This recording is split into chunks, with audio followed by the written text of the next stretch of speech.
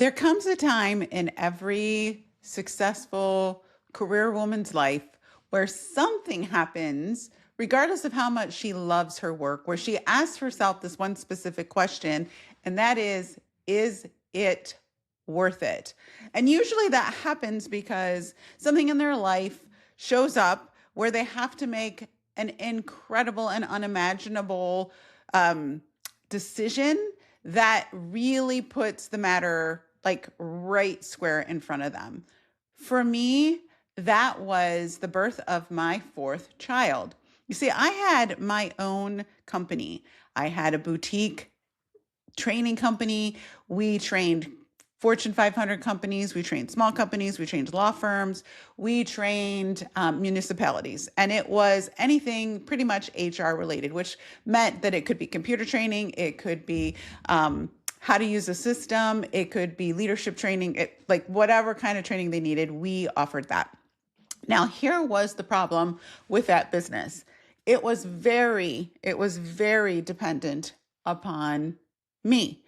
So, in other words, even though we had multiple clients, and we did, and even though we had our own office in like an A-class building, which we did, and even though we had a staff, which we did, the business actually turned into something that was very, very tied to my personality.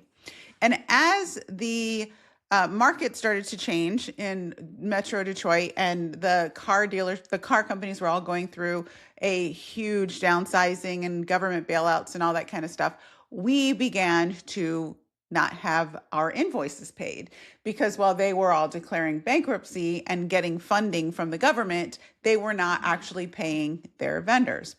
Now, right around that time, we had our fourth child, which should have been the most incredible, honestly, the most incredible happy moment in our life. And something happened during the birth where I was hospitalized for an additional 10 days. I had actually contracted a infection. I had cellulitis, which is a skin infection, and it started in my foot. And I remember looking and thinking to myself, there's something going on here. This actually isn't okay. And I had to go back to the hospital and find out what was going on with this infection. Lo and behold, they decided, hey, we're going to make you stay because we now have to give you IV antibiotics, which is this crazy little process, in case you are not in the medical profession, where they just kind of try various antibiotics to see which ones work. And it's a very scientific thing where they take a ballpoint pen and they write a line across your leg and they date it and they look to see if the infection actually crosses the line. So here I am, admitted to the hospital with a baby that's probably about 4 days old. Now, of course, the baby can't stay. So I'm in the hospital. I am trying to find, with the doctors, they're trying to find the right antibiotic. I am watching this infection move further and further up my leg. My husband is dragging a newborn baby into like the infectious disease part of the hospital to be nursed. And I have 3 other small children at home who my neighbors and family are now feeding. So needless to say, it was a pretty stressful time. And honestly and truly, you don't stay in a hospital anymore. And even back then, you didn't stay in a hospital unless you were really needing to stay in the hospital. I was there for 10 days. And there was a point in time that I remember being so frustrated about the situation, about the fact that we couldn't find an antibiotic that seemed to be working. And you would think that a person would be majorly concerned about their health. But no, I was actually thinking to myself, I got to get out of here because I'm not billable laying here in bed. It was like the Clue Fairy showed up in the middle of the night with a big, huge rubber mallet and hit me on the head and was like, something's gotta change. But here's the thing that people don't tell you. You can know that things need to change and not know how to change them, because your life is so intertwined with the way that you've set things up that you have absolutely no idea what the first step is out of the hornet's nest. One that we had created, because my husband was a stay-at-home dad. He was homeschooling our children. It was a decision that we made, and I was involved in running the business, and he was also helping on the side, but his primary concern was educating our children and raising our children. So I remember that moment distinctly where I thought, man, we've screwed this up. Like, we have screwed this up. I am in a situation where my health is in jeopardy. And instead of thinking about how to get better, I'm thinking about how I'm not billable. Something is wrong here. And I'm telling you this because I was making a six-figure income. I was driving a nice car. We lived in a nice neighborhood. And in a million years, like a million years, if you had said, here's all the things that you need to do, my thought was, we got to upset the apple cart and he's got to go back to work. He's got to find something because we can't live this way any further. What I want you to understand is when a woman gets to that place, what she's looking for is help. But she's looking for help from a limited capacity. Like in my head, my reference point was corporate or having your own job or your own business, which a business that, by the way, took like almost a decade to build to get to the point that I was at. So starting something new wasn't really what I was looking for. And I remember thinking, oh my gosh, I am just going to have to tell him when he comes next time with my brand new baby that like he's going to have to go back to work. He's going to have to start looking for a job. So what had happened was I had been going to these professional networking meetings, and there was a woman there who actually was part of a network marketing company, and I ignored her like the plague. And I mean like the plague. If I went to the coffee station and she followed me over there, I suddenly wasn't interested in coffee. I tried to sit on the opposite side of the room from her. I had zero respect for network marketers of any kind. And I had zero respect, honestly, for her. Now, I'm not proud of that now. Then I was, because I was an arrogant little. And so I was like, you know what? She's cute and everything. And she comes to our little business networking meetings with her little branded satchel and her little skincare products. And she acts like we're all really interested in this. And it's just so cute. But like, I run like a legitimate business and I literally wanted nothing to do with her. So the way that it works in those meetings is you're supposed to have little dates with people and get to know them and all that kind of good stuff. And so the women in that group, we all started to get to know each other. And I got an invitation one day to the realtor. Every group has a realtor. I had been invited to her housewarming party because she just bought a new condo. And she came up to me and said, listen, a few of us are getting together. We're going to go, I'm going to have a housewarming party. I'd love to invite you to come over and see the new condo. And a few of us will be there. And I thought, great, networking opportunity. Let me go to this thing. So on the way to her event, I stopped, got a housewarming gift, which was a very nice bottle of wine. And I remember parking on the sidewalk and pulling up with my bag and my little gift and you know, walking up to the door and thinking, oh my gosh, this is so cute. And then I ring the doorbell and I look in the side lights, because you know how you do that. Ring the door, look in the side lights, and I could see straight through to her kitchen where the network marketing woman had set up her stuff.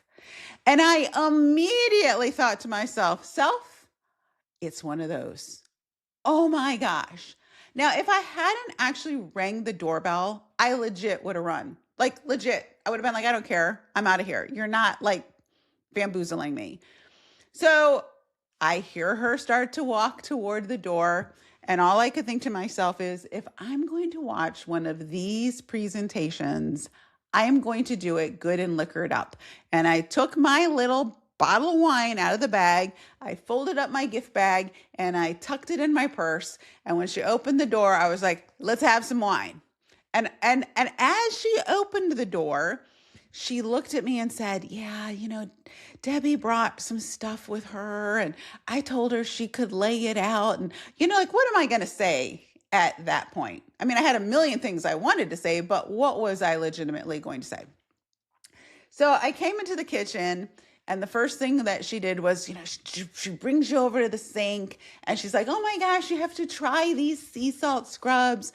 It's just amazing. And, we're going to put it on your hands and scrub and you're just going to love the way your hands feel. As if really what I was looking for today was a hand moisturizer. Like, of all the things that I had going on in my life, like needing to find a new way to create income, having just been in the hospital for 10 days, like the first thing on my mind was not, you know what I need? I need some hand salts. I need some luxury items for my hands. But I went along with it. And I washed my hands and I'm like, oh, this is nice. And I smiled and I washed my hands, dried my hands off. And then she goes, it's aromatherapy. Smell it. And so I put my hands in my face and I took in a really deep breath. And I was like, oh, this is interesting. And it smelled like lavender. It was so good. And my hands honestly had never been softer in my entire life, but still slightly aggravated. I poured a glass of wine, sat down on the couch, and I listened to her little presentation. Now, I will tell you, the entire time I was listening to the presentation, I couldn't stop smelling my hands. This product, by the way, was called Unwind. Unwind. So do not think that the irony escapes me that this totally wound up, crazy, overworked woman, career woman, is completely infatuated with a product called Unwind.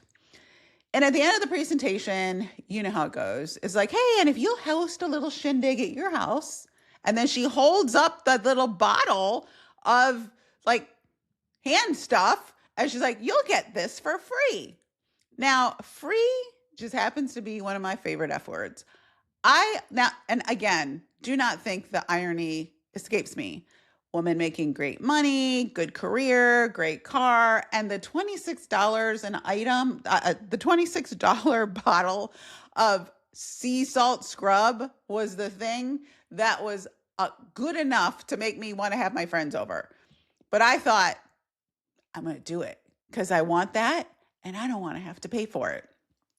So I went up and I told Debbie, listen, I'm not going to order anything tonight, but I will host something for you, which when you're having one of those parties is as good as an order because it leads to other orders. So I set up the date. She came to my house and I invited like every person I knew. And I told every one of them they did not have to buy a damn thing because all I was doing it for was the sea salt scrubs. Quality lead right here, ladies and gentlemen.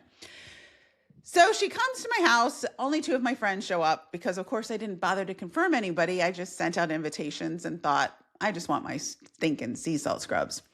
So two friends came. Everybody has two friends. You have those two friends that are going to like bail you out of jail, help you bury a body, all the things. Those two friends, they came.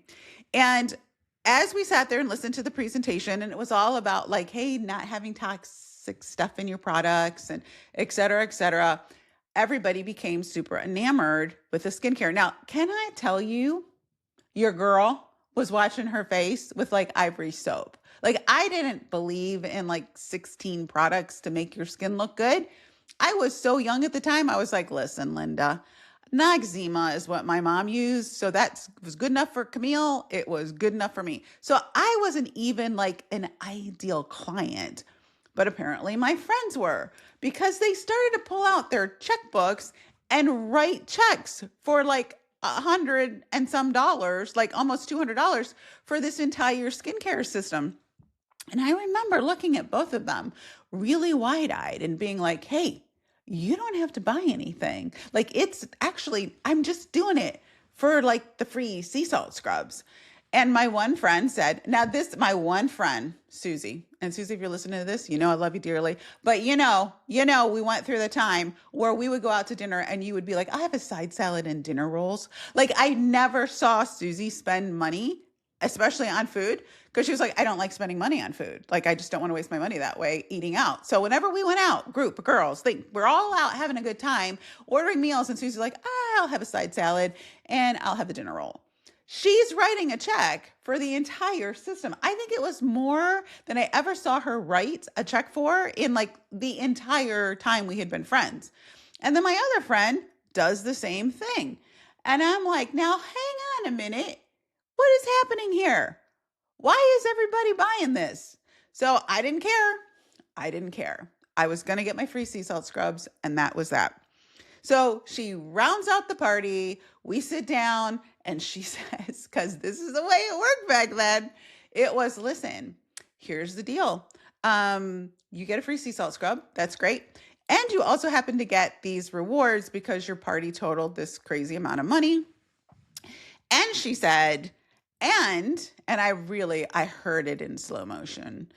If you wanted to do this as a business, you already have a couple of customers. I mean, your friends will want to reorder. And of course, you could get the commission on those orders. And I was like, hell no. Thank you very much. Hell no. But then she said, and of course, anything extra that you order, you're going to get at 35% off. And next to free, I love a discount. So I was like, all right, well, what's involved? Now listen, snotty pants here, total snotty pants. I was like, well, what's involved? She goes, well, we'll sign you up as like a consultant. You don't have to sell anything, but here's the deal. You'll always get your products at 35% off. I'll have everything delivered here. And then you just give the stuff to your friends. And I thought, okay. But then I literally read this woman the riot act. I was like, all right, I'm going to sign up, but here are my rules. I'm never selling this ever. So I don't want to hear about the specials. I don't want you calling me at the end of the month. I know I should do what you do. Every single rep in the whole entire world has cornered me at one of these parties and said, you got a great personality. You know how to sell. You should do what I do. Every one of them. I'm like, I'm not going to do what you do. If you knew what I thought about what you do, you would be very, very hard pressed to think that I would ever do it. Because in my head, these women didn't make money. In my head, this wasn't profession. In my head, it was a little extra bunka money for very wealthy women. So this was not a viable business from my standpoint. So I continue to tell her, I don't want to hear from you at the end of the month. I don't want signs in my yard. I don't care if you're up for a new promotion. Do not ever call me. Like basically so rude, but that was me. So anywho, I sign up and I'm like, great, I'm going to get my products at a discount. And the only product that I had tried was the stinking sea salt scrub. That was it. Now I got a bunch of free stuff as a result of having my friends over. And so I was going to start using the products. And I thought, well, if I wanted to reorder anything, certainly getting it at 35% off would be incredible. And then I thought, and then I wouldn't have to order through you if I wanted it. And so that's even a bonus. So ideal client? No. Ideal business owner? Not from my perspective, but we will talk about that in a minute. So then what begins to happen is my friend, the salad girl, the salad and roll girl, starts to come over to my house with random checks from people I don't even know. And she's like, listen, you know how you have that account? And I'm like, yeah. And she goes, guess what? A friend of mine wants to order the same system. And so you have the account, you place the order. So I was like, oh, all right. So I took her check, I placed the order, and I made like $50. And I was like, oh, okay. Well, thanks, Susie. So ordered that. Then the next day she comes over again with another check. And she's like, I have another friend. She wants some stuff too. And so here's her order, here's her name, here's her address. Just place the order for her. And I'm like, okay, didn't even think twice about it. Now, about the sixth time that she comes over with a check, and I still have these visions of someone like knocking on my back door, because that's where the driveway was, knocking on my back door, waving a little check in her hand, like, hey, here's another friend. She really wants this. Well, right around that time, I said, listen, Susie, you should just get your own account and you should place these orders for these people. Because so far, based on your orders, I've made like over $100 from your referrals. This could be your money. And by the way, how are you selling this? You don't even have stuff to show them. And she's like, oh, I'm talking it up in like the car line at school. When I go to pick up the kids, I'm talking it up. And I'm like cracking up. I'm like, so basically you're selling it out of the trunk of your car? Is that what you're telling me? And she's like, no, I'm not selling it. And I'm like, aren't you though? She's like, no, I'm not selling it. And I'm like, but maybe you are. And she's like, I'm not selling it. You should sell it. And I'm like, I'm not going to sell it. You sell it. And she's like, I'm not selling it. I don't want to do anything like this. And I'm like, but you are. You are doing it. You are selling it. It is your word of mouth. Like all you have to do is get the account and then you would be making this money. And then we kind of both looked at each other. And I think we had the exact same thought at the exact same time. And then I finally said, but no, really, what if we did sell it? Like, what if we teamed up and we made some extra money and we just had some fun and you could buy more than a dinner salad and a roll when we went out to dinner? What if we like just gave it a try? So it was then that we both decided that we would, quote unquote, give it a try. So imagine my humiliation when I had to call Debbie and tell her I needed to know how to sell it. Now, I had rules for that too. I literally said, listen, I'm signing my friend up. She's going to sell it. I might sell it. I mean, you keep saying this stuff sells itself. There's some evidence that maybe that's true. But listen, I'm not going to like hustle to sell this.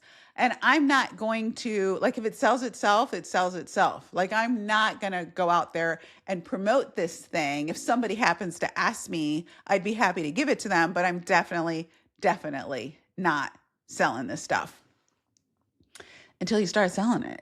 Like, literally, until you start getting results and people start going like, oh my gosh, what's going on with your skin? Or you start saying things to people like, don't put that on your baby. Do you know what's in that? Like, can I tell you about what's in that stuff?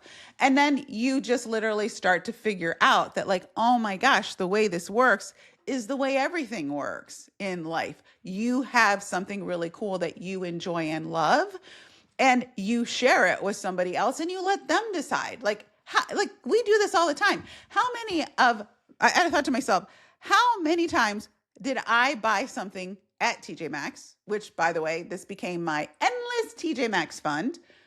And I'm so excited about my discount. And somebody goes, oh, that's a pretty outfit. And I go, oh, $20, TJ Maxx, right? You never tell, like, it's always like, I just want you to know, got it on a discount and you can too. Like that was what was really clear to me. I'm like, okay, so this is how this works. This is how this works. You're basically just referring people to whatever. And I just began to have a lot of fun with it. I had extra TJ Maxx money that let me shop there without telling my husband about that money and have it come out of the budget and all the things. And I thought like people were inviting me over to have wine and cheese and tell their friends what I knew about it, which was like, you don't want to slather toxic junk on your skin.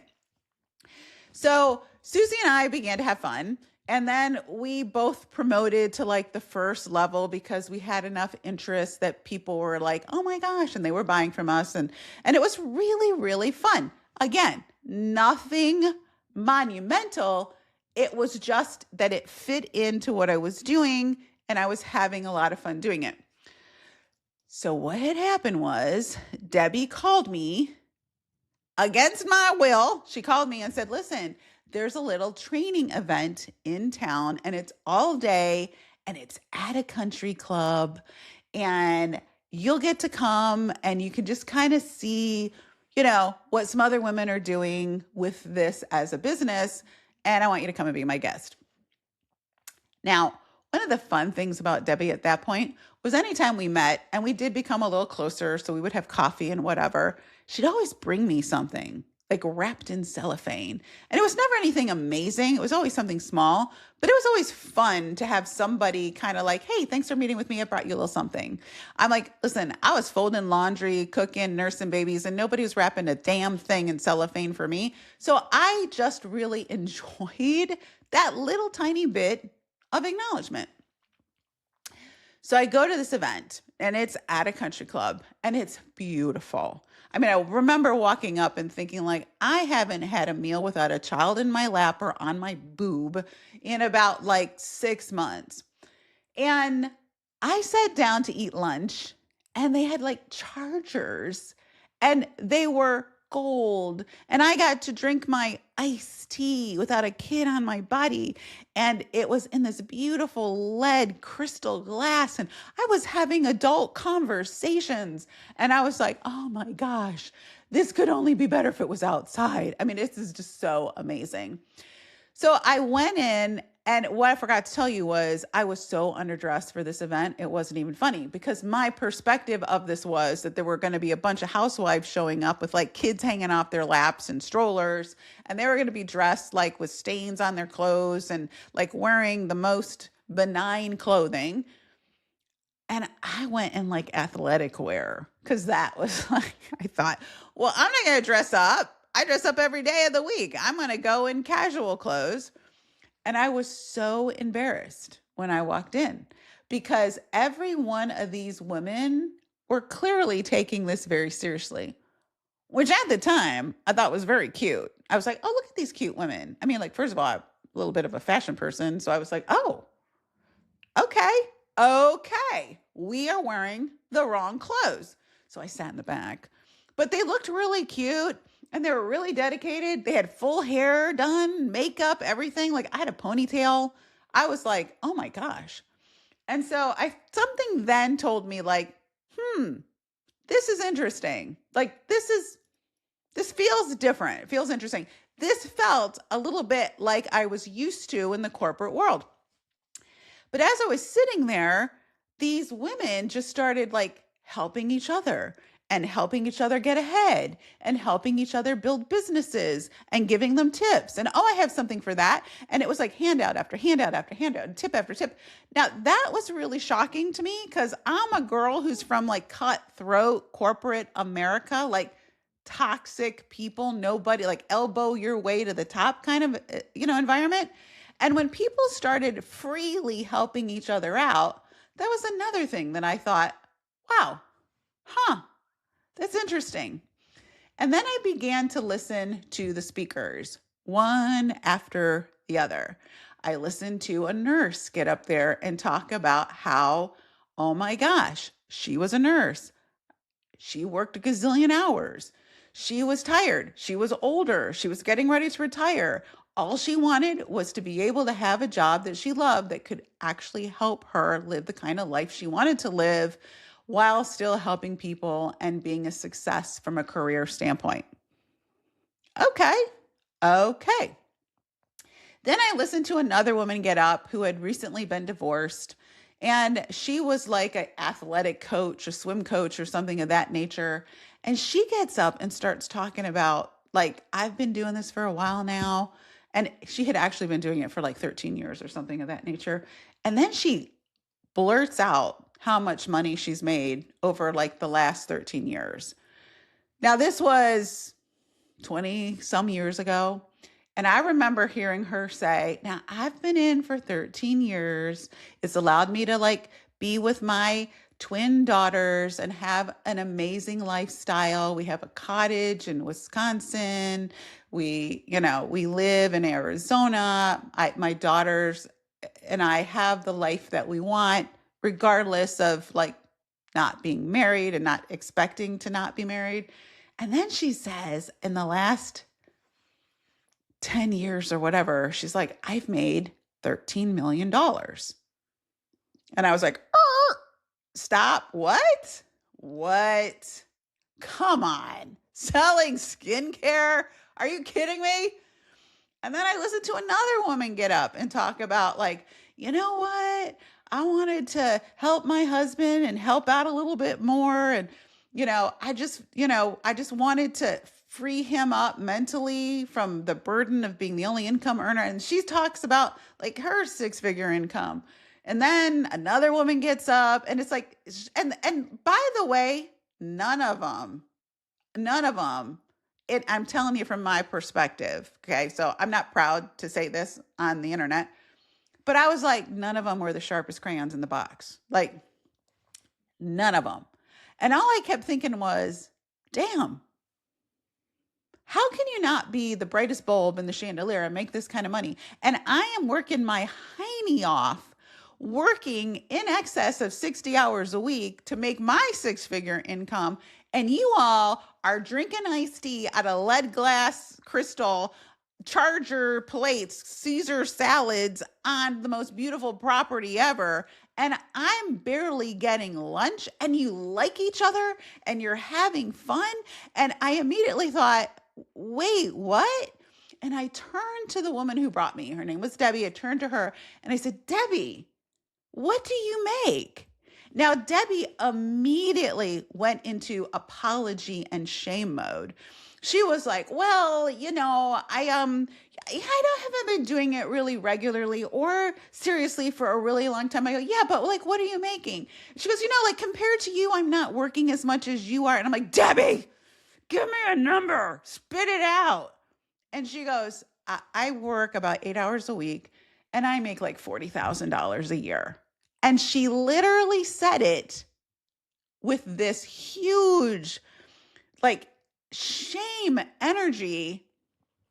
And all I could think was, you are working 8 hours a week and making $40,000 a year? Girl, I'm willing to work 40. I'm willing to work 40. And I was doing the math in my head. I was like, well, she's working 4, she's making 80. And 8, and she's making 40. Sorry, she's working 8 hours and making 40. And I'm willing to work 40 hours a week. I can replace my income. And I looked at her and she looked at me. She goes, I know, it's a little embarrassing. And I looked at her with like this, you do not even know what you are sitting on. And then I started to look around the room and I was like, where are all the corporate girls? Like, somebody needs to tell them that there's this whole group. And again, please hear me when I say this, not proud that this was my thought. This whole group of not so smart women making incredible amounts of money, having a lot more fun than we are, and also having time to see their children raise their families and live their family priorities. Someone's got to tell these women. And that became the thing that I wanted to do. I wanted to talk to every career woman out there, and I began to do that. Now, I want to explain something to you. I have since then learned, and I learned very quickly after I got in, that the reason these women looked so unpolished, unsmart, whatever, was because that's the whole deal. It was supposed to look easy enough that anyone would think, I could do that. I mean, if she can do that, I can do that. It was so unpolished. It was so like luxurious. I mean, but it was so authentic and real that like you couldn't help but think, she's doing better than me. Like, that's the life that I want to have. So I did tell Debbie, I said, listen, I am giving this 6 months. I'm giving it 6 months. And I said, I'm going to test this out. I'm going to see if I actually start to quote unquote follow your system. I'm going to follow your system. And if it works, then I should know in 6 months whether or not this is for me. So I called Susie and I was like, girl, we are upgrading our experience. I just went to this thing and I am telling you, we are working too hard. We need to call every one of our collective corporate friends, have a little huddle, and tell them what we know. And we did. So I started to talk to my corporate friends and I started to tell them things like, you are not going to believe what I'm about to do. You are not going to believe what I'm about to tell you. And I began to tell the story of being in this room with all these women, none of whom had degrees, big degrees, none of whom had any business or corporate experience, none of them who had any leadership roles. But yet, how are they making so much more money than we are? And even like that woman that was like, I'm making $13 million. I'm like, wait a minute. I've been in my business for 13 years. Let me see, 10 years. Let me see. Am I making that kind of money? No, not making that kind of money. Not even making that kind of money by a little bit. But if I could even make like a third of that, like I would be so excited. Like I kept thinking to myself, this is a transformational decision right here, right now. What's about to happen is the door has been opened for me to make a transformational decision. Take a small risk. There was no inventory. Take a small risk. There was not a lot to learn. Take a small risk. It did not require me to quit what I was already doing. Take a small risk and transform your life. I was like, I'll give it 6 months. I will give it 6 months. And I will tell you, I failed miserably for the first 6 months. And I did. Why? Because I didn't listen to a dang thing any of them told me to do. Like, I made some decent money, but I didn't make like gangster money. I was like, where is the evidence that I can actually make 6-figure income here? I was horrible. I mean, like, not horrible. I could go out and bring home like $100, and that was great for like 2 or 3 hours of work. So that's not exactly chump change. But I kept thinking like, well, how do you get a team? Like, where's the big thing? Like, these people aren't. And in my head, I legitimately thought, okay, so if like this level I'm trying to get to is $120,000 in volume, I have to sell all of that. Like, I didn't understand network marketing at all. So right around month 6, failing miserably, I drove with Debbie to a training, literally. Like, it was like a 3-hour away training. And I drove to the training and I remember sitting in somebody's living room. Now, I remember her saying how she worked the business. And I remember her explaining that there's a difference between being a salesperson and actually operating a network marketing business.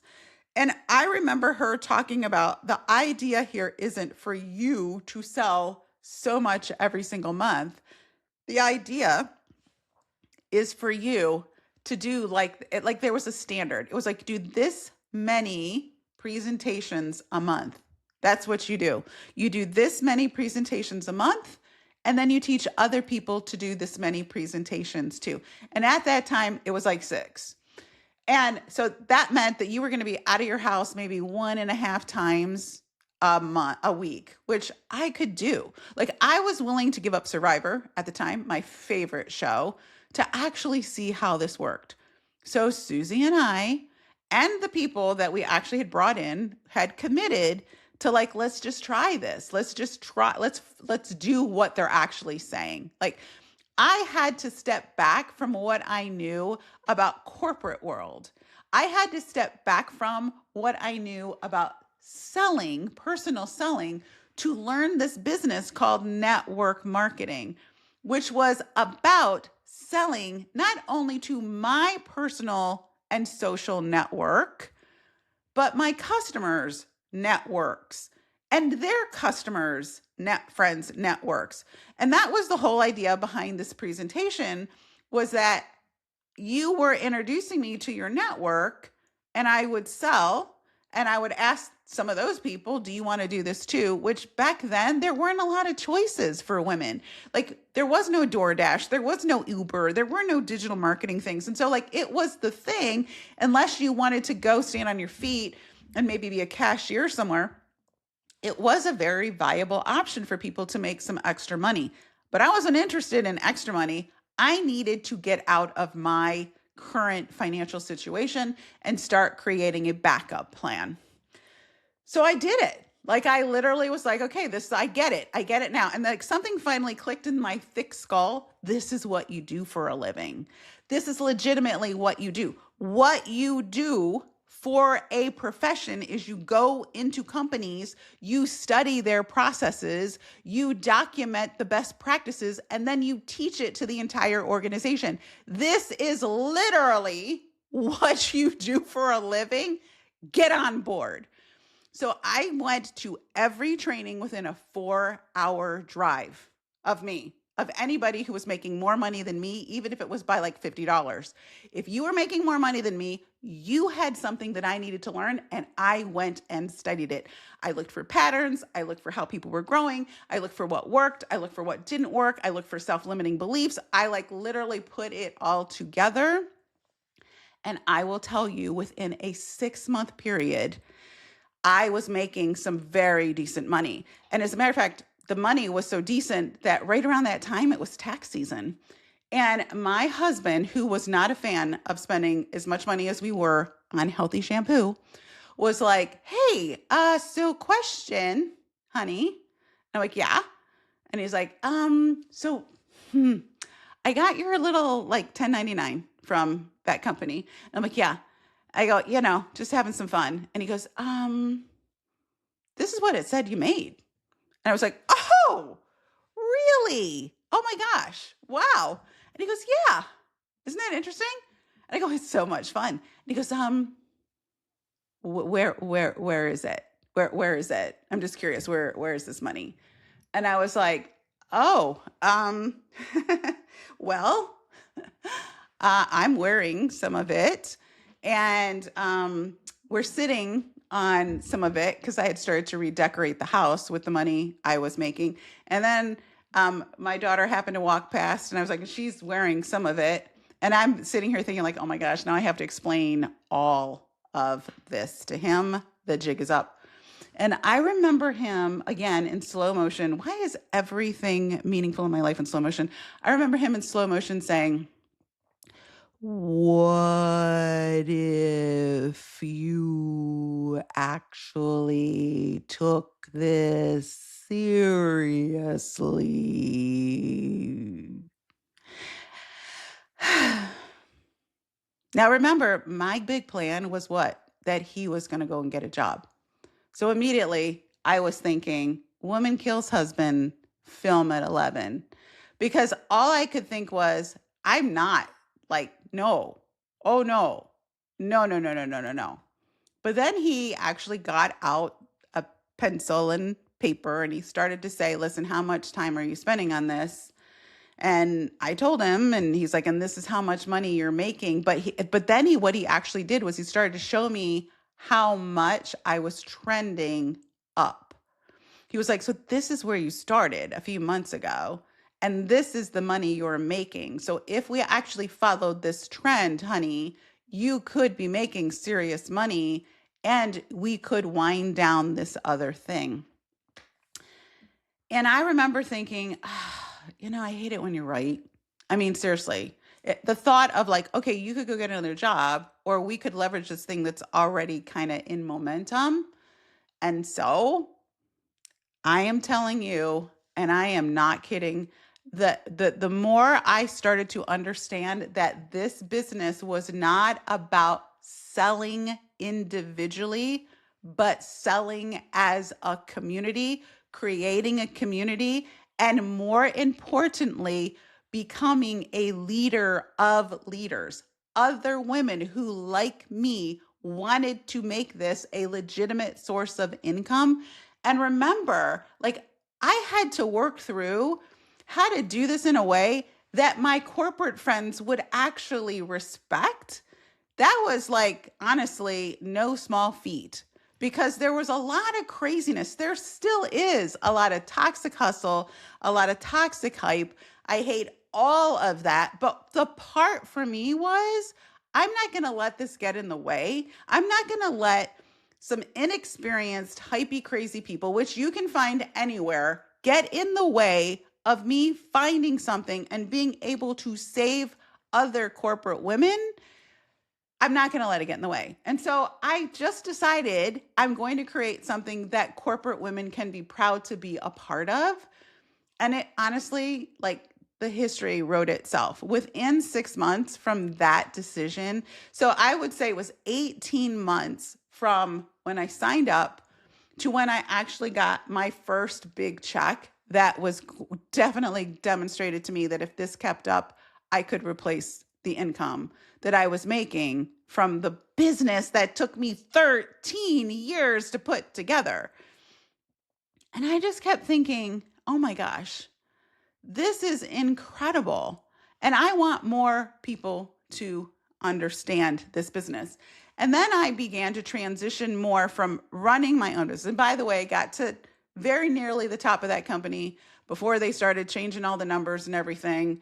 I literally was like, okay, I mean, still great money, all the things. But what became really clear to me was my passion was for helping other women who maybe got in under the wrong lineage, or maybe were in a company that like they didn't actually take the training seriously, or maybe they got in under hypey Hannah and it was like, ew, not going to do that.